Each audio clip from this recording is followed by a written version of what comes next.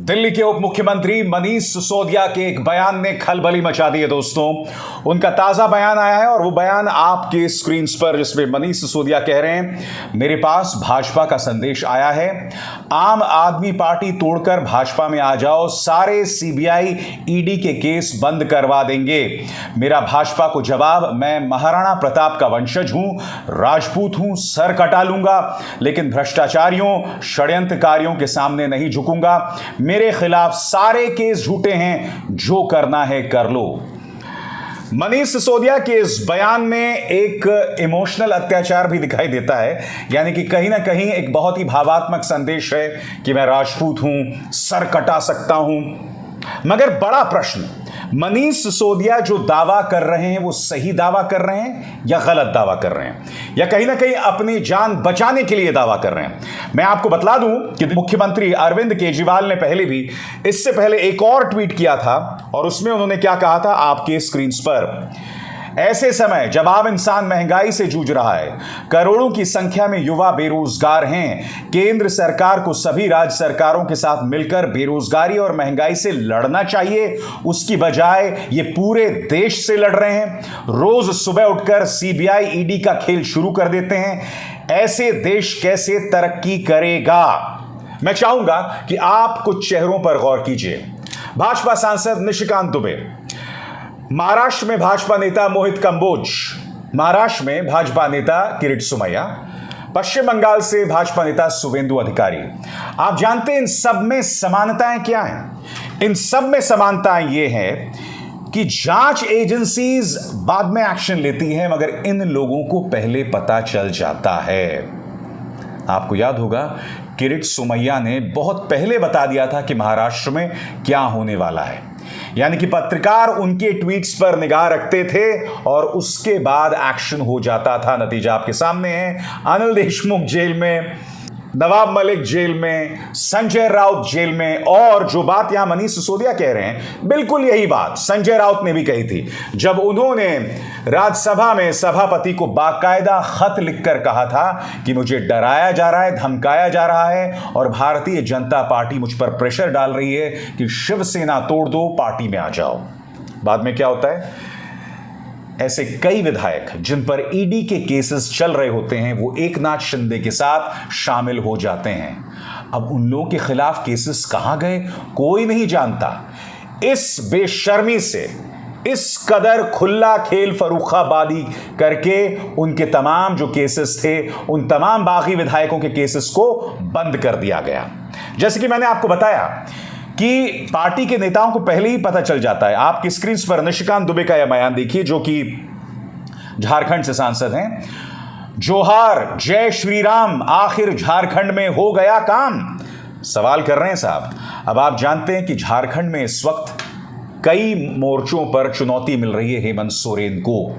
यह भी सवाल किया जा रहा है कि हेमंत सोरेन पर रोक लगा सकता है चुनाव आयोग, चुनाव लड़ने को लेकर और इन तमाम मुद्दों को लेकर। बड़ा प्रश्न कि क्या चुनाव आयोग के फैसले से पहले निशिकांत दुबे को पता चल गया है?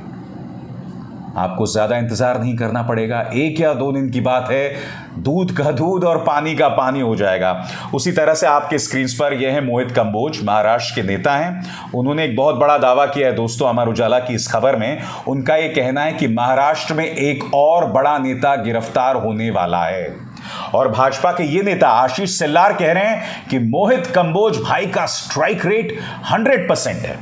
इसमें 2 चीजें सामने उभर कर आ रही हैं दोस्तों। एक तो ये कि जांच एजेंसीज का काम एक किस्म का मजाक बन गया है। ऐसा लगता है कि जांच एजेंसीज जो हैं वो भारतीय जनता पार्टी के दफ्तर में बैठकर काम करते हैं। और देखिए, ये बात मैं सिर्फ हल्के में नहीं कह रहा हूं। आपको याद होगा जब नारकोटिक्स कंट्रोल ब्यूरो की रेड मारी गई थी, जिसमें आर्यन खान को गिरफ्तार किया गया था, तब बीजेपी का एक नेता जो कई भारतीय जनता पार्टी के बड़े बड़े नेताओं के साथ दिखाई दिया था, वो उस रेड में शामिल था। उसके बारे में कहा जा रहा था कि वो भाजपा का कार्यकर्ता है। उसी तरह से नारकोटिक्स कंट्रोल ब्यूरो की उस रेड में ये प्राइवेट डिटेक्टिव भी था। अरे भाई, नारकोटिक्स कंट्रोल ब्यूरो कोई हलवा नहीं है, एक बहुत गंभीर काम है उनका। देश के अंदर जो नशीली दवाओं की तस्करी चल रही है उस पर लगाम लगाना। मगर नारकोटिक्स कंट्रोल ब्यूरो में समीर वानखड़े की टीम में प्राइवेट डिटेक्टिव्स भी थे, भाजपा से जुड़े कार्यकर्ता भी थे। तो इसलिए यह लगातार सवाल किया जा रहा है दोस्तों, और इसलिए मोहित कंबोज का ये जो बयान आपके स्क्रीन पर है ये मायने रखता है, जिसमें वो दावा कर रहे हैं कि अब एक बड़ा नेता गिरफ्तार हो सकता है। बीजेपी नेता की युवा शाखा के पूर्व पदाधिकारी मोहित कंबोज के सोशल मीडिया पर दिए गए बयान से विवाद छिड़ गया है। दरअसल उन्होंने दावा किया है कि एनसीपी का एक और बड़ा नेता जेल जा सकता है। विपक्षी दल के नेताओं का कहना है कि कंबोज का ट्वीट एकनाथ शिंदे, देवेंद्र फडणवीस सरकार की आलोचना करने वाले लोगों को डराना जैसा है। कंबोज ने ट्वीट करते हुए लिखा था, इस ट्वीट को सुरक्षित रखें, एनसीपी के बड़े नेता का नवाब मलिक और अनिल देशमुख जैसा हाल होगा। आपकी स्क्रीन पर आशीष शेलार एक बार फिर। वहीं इस विवाद को लेकर भाजपा की मुंबई इकाई के प्रमुख आशीष शेलार ने विधानसभा परिसर में संवाददाताओं से कहा कि कंबोज ने निजी हैसियत में ट्वीट किया, लेकिन उनका स्ट्राइक रेट 100% सही है। जाहिर सी बात है, इस पर एनसीपी ने पलटवार किया है और उनके नेता और पूर्व गृह मंत्री दिलीप वालसे पाटिल ने कहा है कि भाजपा के कुछ प्रवक्ताओं द्वारा इस तरह की घोषणाएं करने और प्रवर्तन निदेशालय द्वारा उन पर कार्रवाई करना पिछले कुछ वर्षों में न्यू नॉर्मल बन गया है। उसी तरह से कांग्रेस के नेता नाना पटोले ने आरोप लगाया कि ब्लैकमेलिंग एक व्यवसाय बन गया है। उन्होंने कहा कि भाजपा अपने प्रतिद्वंद्वियों को निशाना बनाने के लिए जांच एजेंसीज का इस्तेमाल करती है। ऐसे लोगों के खिलाफ हमारी लड़ाई जारी रहेगी। दोस्तों, मैं एक बात बता दूं, हिंदू धर्म में गीता में लिखा हुआ है, जैसे कर्म करेगा वैसे फल देगा भगवान। आज की तारीख में जो नेता जेल जा रहे हैं, यकीनन उनमें से कई ऐसे हैं जिन्हें राजनीतिक तौर पर जो है टारगेट किया गया है। मगर ये कहना कि भाई सभी दूध के धुले हैं, ये भी गलत होगा। आई एम श्योर कि जब जांच होगी आप हकीकत तक पहुंचेंगे। मगर मेरा यह भी मानना है कि जो प्रक्रिया होती है ना, कि आप पर आरोप लगा दिया जाता है, फिर मीडिया ट्रायल होता है, मीडिया में आपकी बदनामी होती है, मीडिया के जरिए आपकी बदनामी होती है, आम लोगों में आपकी बदनामी होती है, तो वो जो प्रक्रिया होता है न्याय मिलने तक, वो प्रक्रिया ही आपके लिए सजा हो जाती है। मगर आज मैं कुछ और कह रहा हूं। अगर आज भारतीय जनता पार्टी के नेता मसलन निशिकांत दुबे, मोहित कंबोज, किरीट सोमैया, ये तमाम नेता इस बात को लेकर खुश हैं कि उन्हें पहले ही पता चल जाता है और हो सकता है कि जांच एजेंसीज उन्हें पहले ही बता देती हैं, तो बड़ा प्रश्न, इससे दो बड़े सवाल उठते हैं। पहली, जांच एजेंसीज की निष्पक्षता, और दूसरा, जब आप इस तरह के बयानात देते हैं तो आप लोगों को आगाह कर देते हैं। अब इनमें से कोई वाकई अपराधी होगा और आप इस तरह से पहले ही लीक कर दें तो उस अपराधी को भागने का मौका मिल जाएगा।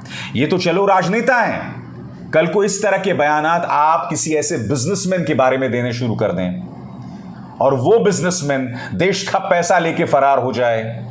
इसलिए सोशल मीडिया पर आप जो बात कहें उस पर लगाम लगाएं, ठीक है। और जैसे मैंने कहा ना, ये कर्म है, कर्म का सिद्धांत है। आज आपने जो किया कल आप उसको भुगतेंगे। भाजपा के नेता भी इसे भुगतेंगे कभी ना कभी, क्योंकि दूध का धुला कोई नहीं है। जांच एजेंसीज इस वक्त सिर्फ विपक्ष पर टारगेट कर रहे हैं। वो दिन आएगा 2 साल में या 7 साल में या 12 साल में, जब विपक्ष में होगी बीजेपी, तब आप क्या करोगे? तब रुदाली करने से कोई फायदा नहीं होगा। और तब भी जांच एजेंसीज का जो बेजा इस्तेमाल वो सरकार करेगी, उसे कटघरे में खड़ा करने का काम मेरे जैसे पत्रकार करेंगे।